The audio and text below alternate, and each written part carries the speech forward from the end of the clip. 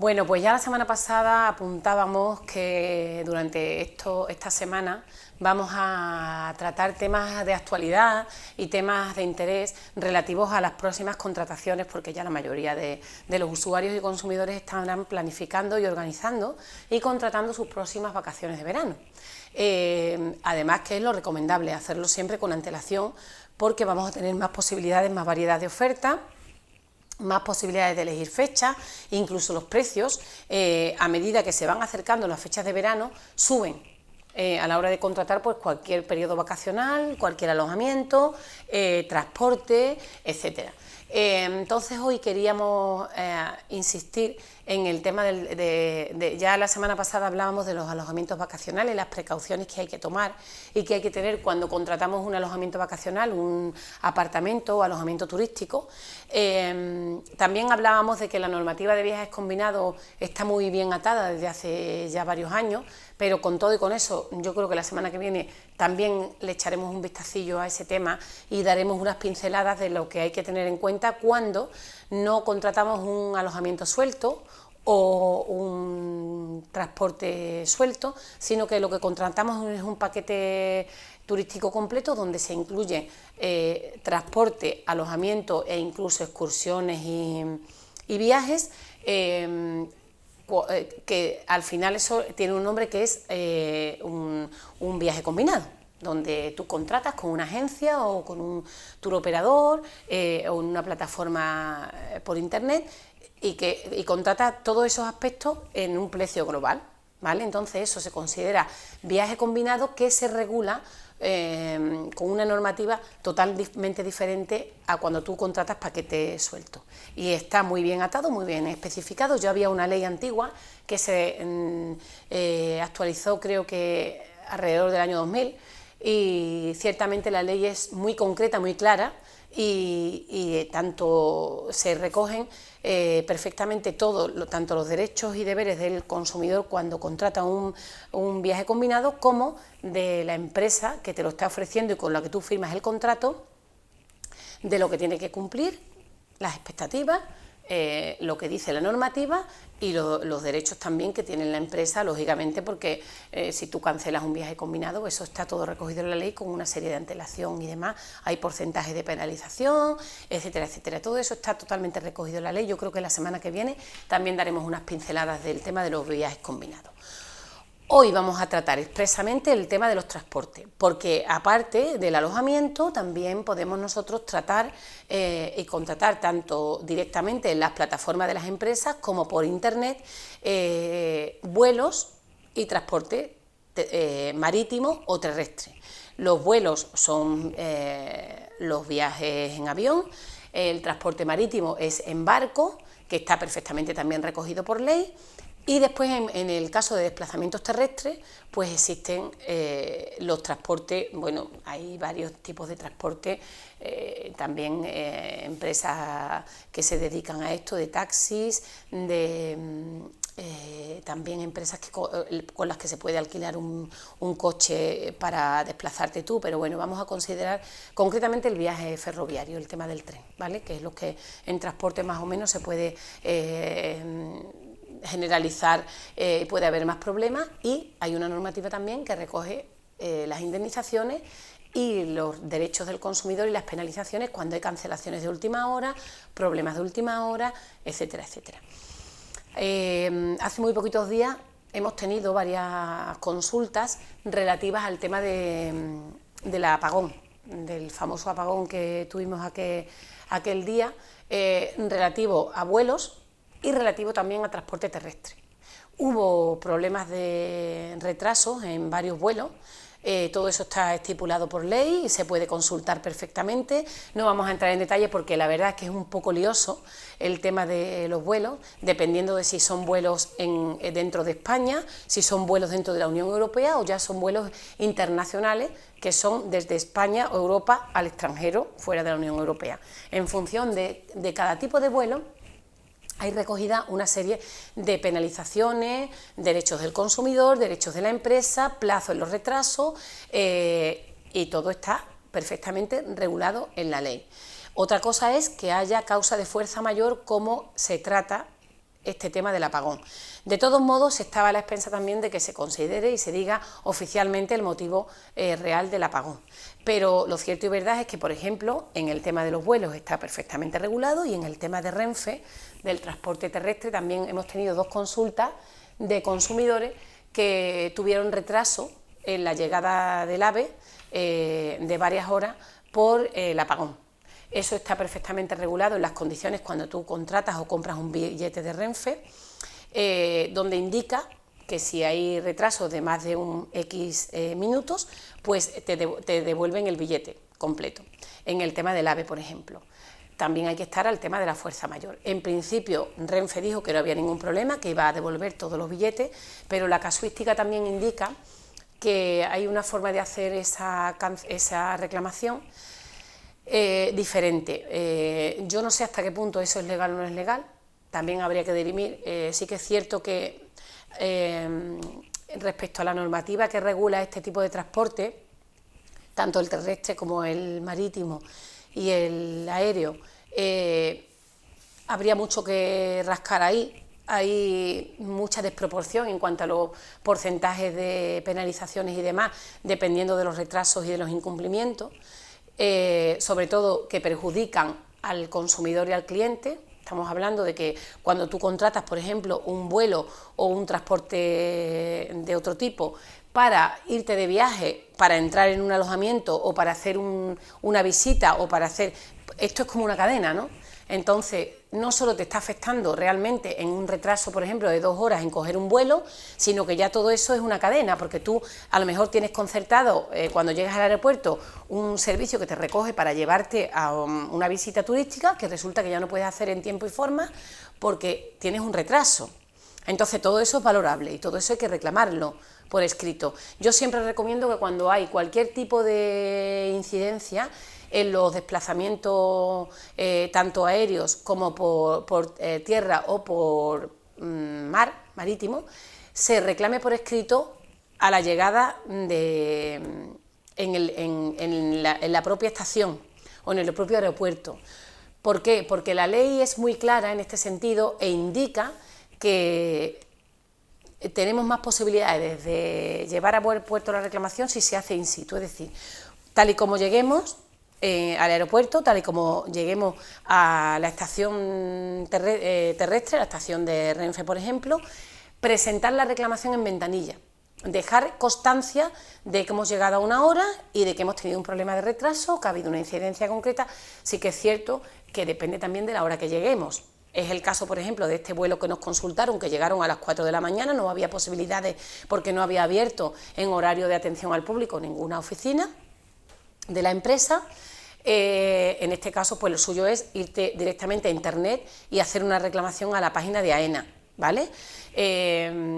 Internet, afortunadamente, siempre está abierto. Es decir, a cualquier hora podemos conectarnos y presentar la reclamación, tanto en la empresa de vuelo como en la propia Agencia Estatal de Seguridad Aérea, que es la que controla, por ejemplo, en el caso de vuelos. Cuando se trata de Renfe, es cierto que, por ejemplo, uno de los casos que hemos tenido con el apagón, el retraso fue, supuestamente llegaban a las 10 de la noche, llegaron a las 12 estaba todo cerrado, no pudieron presentar la reclamación en la ventanilla de Renfe. Tienen una casuística un poco rara a la hora de presentar las reclamaciones, porque tú te metes en la página de Renfe y cuando se trata de este tipo de retrasos y demás, te obliga a irte presencialmente a una oficina a presentar la reclamación presencialmente. Yo creo que eso raya un poco la ilegalidad, habría que ver realmente lo que dice la ley concretamente y reclamar en estos casos. Sí es cierto que a lo mejor la normativa lo permite, pero la verdad que es un poco raro. Sí que es cierto, si tú sacas a lo mejor el billete allí presencialmente, pues puede ser que a lo mejor el propio billete o la forma de adquirirlo en efectivo pues te obliga un poco después a reclamar allí, pero yo tampoco veo legal eso, no lo veo muy claro. El otro caso estaba totalmente claro, es una gestión que se hizo a través de una agencia de viaje, porque las agencias también gestionan este tipo de contratos a muchos usuarios que no se saben manejar por internet y que prefieren que lo gestione terceros. En este caso pues es la agencia la que tiene que gestionar todo también, o tiene la posibilidad de gestionar para que le devuelvan ese dinero cuando hay un retraso de más de una hora o del tiempo que corresponda según el billete y el tipo de viaje ferroviario que hayamos contratado. Sí que es cierto que yo sigo recomendando que cuando nos vengamos para casa vengamos con la reclamación hecha allí presencialmente. Si se trata de un retraso para tomar un vuelo en el tiempo en el que se está produciendo el retraso, podemos ir a una ventanilla y hacer la reclamación por escrito, quedarnos con nuestra copia, porque eso nos va a adelantar mucho. Va a adelantar que después ya por internet hagamos la reclamación,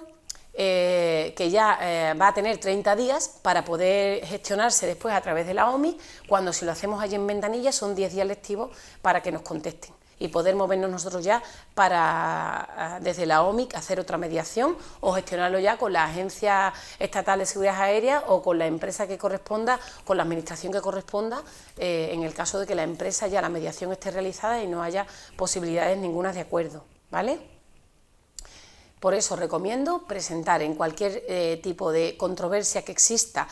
en cuanto a contratación de viaje o de transporte, tanto aéreo como terrestre como marítimo, presentarlo en las propias ventanillas de las empresas o en el caso en que esté en el aeropuerto cerrada la ventanilla por lo que sea, en la Agencia Estatal de Seguridad Aérea, que tiene siempre una ventanilla abierta para atención al público, normalmente 24 horas,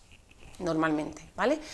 Que no, pues por internet inmediatamente, que podemos coger el móvil y gestionarla con los números de vuelo y demás. Importante que cuando ya nos pongamos a disfrutar de nuestro viaje o que estemos de regreso, tengamos esa gestión realizada para poder después ya nosotros mediar desde la OMI si la empresa no se hace cargo por lo que sea o no estamos conformes o hay algún tipo de fricción, porque bueno, cuando la ley es muy clara, si está claro que tú tienes derecho, si el vuelo tiene un retraso de 2 horas, un vuelo nacional o internacional, y tienes derecho a que si hay un retraso que esté justificado por temas técnicos, te den otra opción, o te cubran el alojamiento, o te den comida, eso está perfectamente estipulado por ley, ahí no hay dudas. Pero cuando ya las reclamaciones sobrepasan esos temas y normalmente se ponen reclamaciones porque realmente la ley no es clara y no se sabe si tiene derecho el consumidor o no a reclamar y a lo que piensa que pueda tener derecho cuando se ve perjudicado por alguno de estos temas, pues hay que presentar una hoja de reclamaciones, ¿vale? Y ya pues entra el tema de la mediación con la empresa para dirimir estas causas o ya directamente con la administración correspondiente, ¿vale? Pero la hoja de reclamación es importante que las pongamos en los propios aeropuertos o en las estaciones marítimas o de tren, ¿vale? Y ya después, pues cualquier consulta, duda o reclamación que tengáis, la ley yo creo que está perfectamente reflejada en a lo que tiene derecho al consumidor y a lo que no, y ya después pues entran excepciones como por ejemplo el apagón que tuvimos en los últimos días, que ya habría que determinar si es una causa de fuerza mayor o no, si es una causa técnica, y ya ahí pues entrarían otro tipo de casuísticas que habría que pelear, ¿vale? En esos casos, hoja de reclamaciones y ya después, si no contestan o no responden en el plazo correspondiente con la empresa, intervenimos nosotros ya, contactándonos por correo electrónico consumo@ito-medio, aracena.es, el correo electrónico, teléfono 663-93-7874 o 959-126-276. También podéis tener contacto con nosotros, presencial o telefónicamente, con cita previa, la web del Ayuntamiento de Aracena o cogiéndola también directamente allí de manera presencial en el servicio de atención a la ciudadanía o por teléfono en el 959-126-276.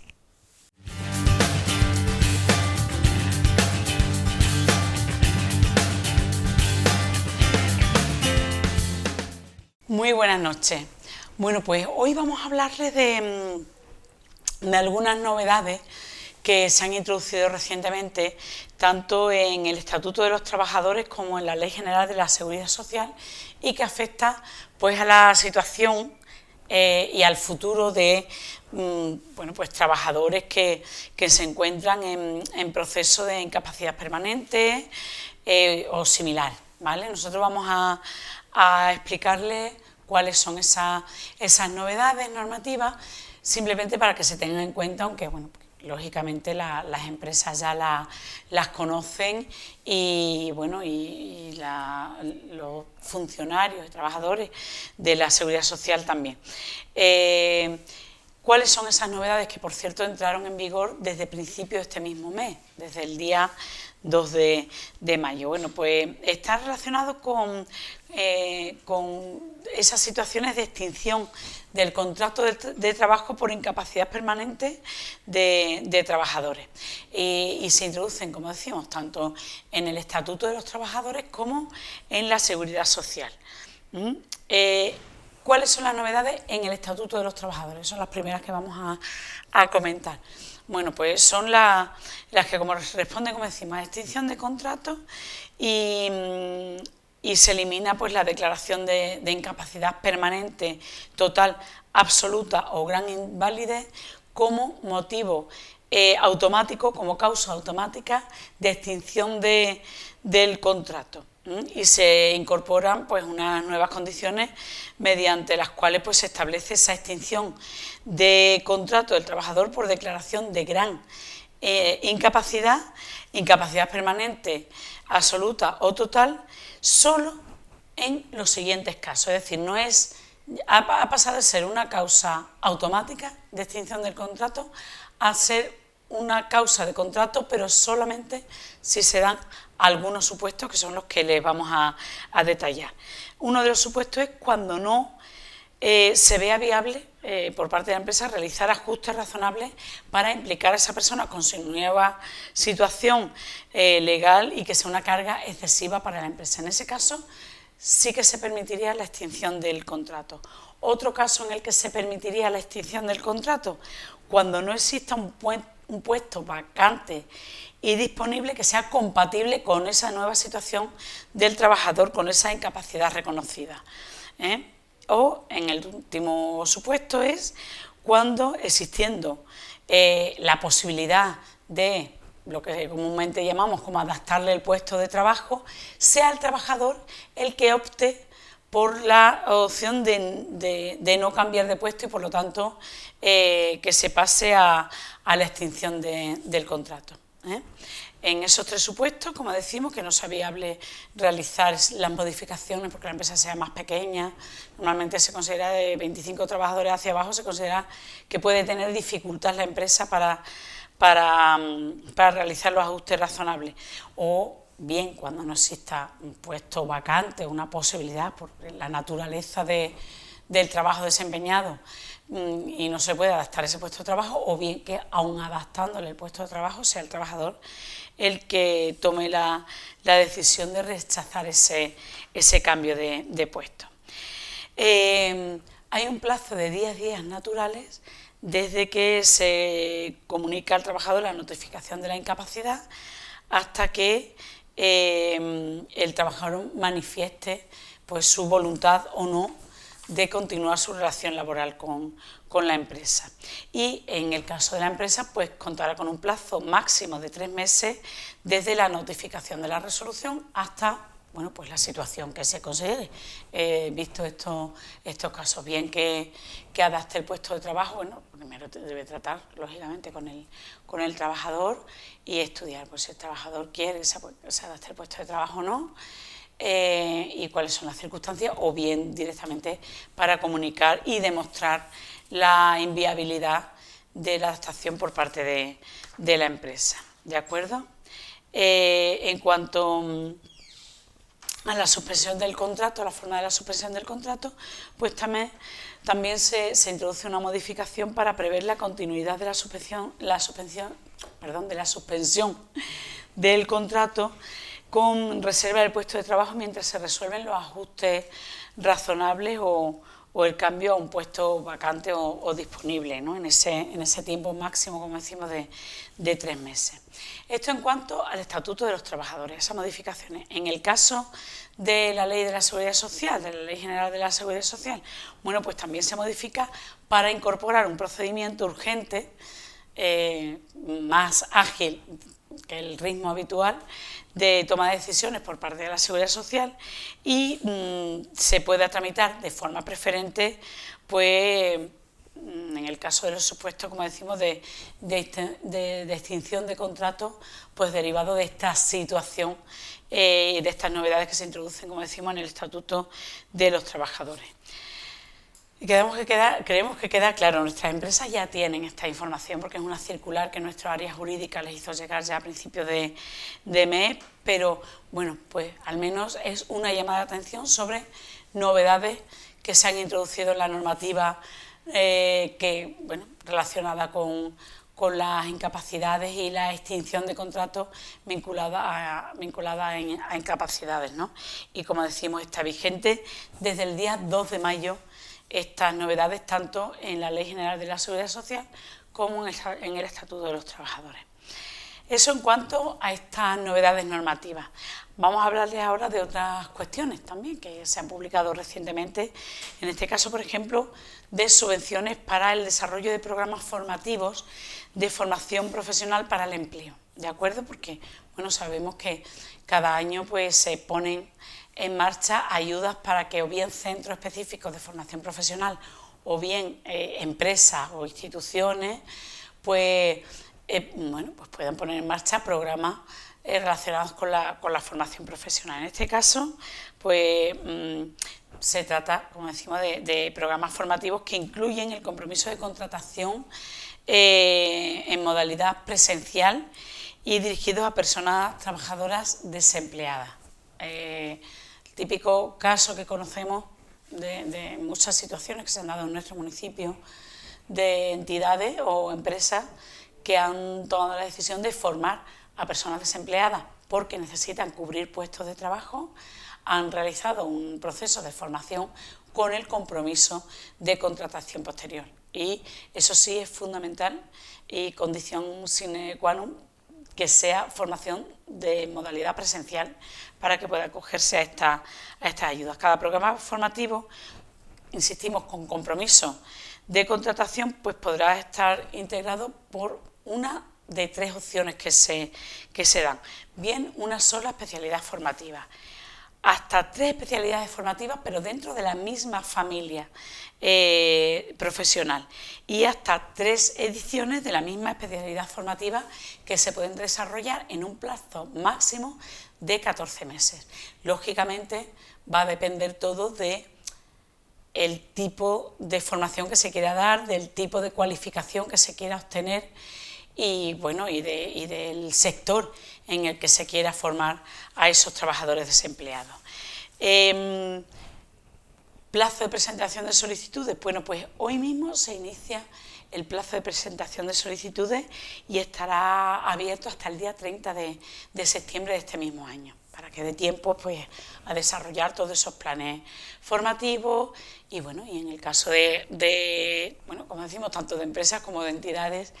relacionadas con la formación profesional, pues incluso hacer un estudio de mercado y conocer pues en qué circunstancias y en este área qué es lo que se demanda por parte de las empresas y del mercado laboral, ¿no? Eso sí, es importante, entendemos que quien tenga interés lógicamente se informará en profundidad de ello, pero la presentación de estos proyectos, de estos formularios, se hará a través de la plataforma para la gestión de la formación para el empleo de Andalucía, Profesus-A, que es como comúnmente se le llama, ¿de acuerdo? Bueno, pues eso en cuanto también a la posibilidad de formar a nuestros desempleados y de dotar a nuestro mercado laboral de esos puestos de trabajo, que sabemos que hay sectores que requieren cubrir puestos de trabajo, ya lo hemos dicho en varias ocasiones. Hablamos ahora de otro tipo de subvenciones. En este caso son subvenciones muy específicas para el fomento del empleo de personas con discapacidad, tanto en centros especiales de empleo como en el mercado de trabajo ordinario, cualquier tipo de empresa. Bueno, pues esta convocatoria se realiza con líneas específicas que vamos a detallarles. La línea 1 se refiere a la subvención para la inversión fija, pues vinculada a la creación de empleo de carácter indefinido, lógicamente, de personas con discapacidad en centros especiales de empleo, centros que están diseñados para emplear a personas con discapacidad, que en nuestro territorio, como saben, tenemos algunos casos. La línea 2, pues subvención para el mantenimiento de puestos de trabajo ocupados por personas con discapacidad, también en esos centros especiales de empleo. La línea 3, subvenciones para adaptación de puestos de trabajo y la eliminación de barreras arquitectónicas en esos centros especiales de empleo. Y ahora ya la línea 5 y 6, que se refieren ya más específicamente al mercado ordinario, es decir, a cualquier tipo de empresa. Pues la línea 5 subvencionaría la creación de empleo indefinido de personas con discapacidad en empresas del mercado ordinario de trabajo, y la línea 6 subvencionará la eliminación de barreras arquitectónicas y la adaptación de puestos de trabajo ocupados por personas con discapacidad en empresas del mercado de trabajo ordinario. ¿Quiénes se pueden beneficiar? Bueno, pues esos centros especializados para trabajo con personas con discapacidad, como decimos, y también empresas privadas, que son pues de cualquiera que sea su forma jurídica, incluida por supuesto las personas trabajadoras autónomas, los autónomos, y las entidades privadas sin ánimo de lucro que necesiten contratar a personas y que